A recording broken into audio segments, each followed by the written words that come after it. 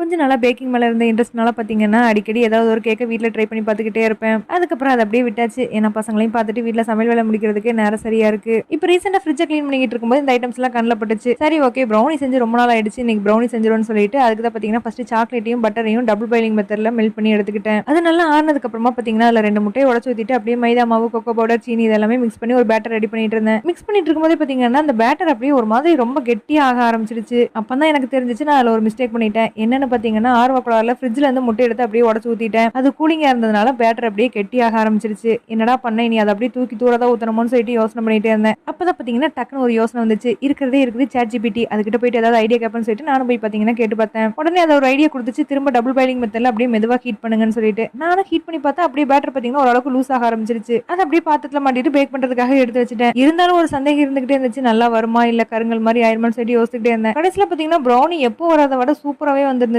நானும் கட் பண்ணி எடுத்து டேஸ்ட் பண்ணி பார்த்தேன். அவ்ளோ சூப்பரா இருந்துச்சு.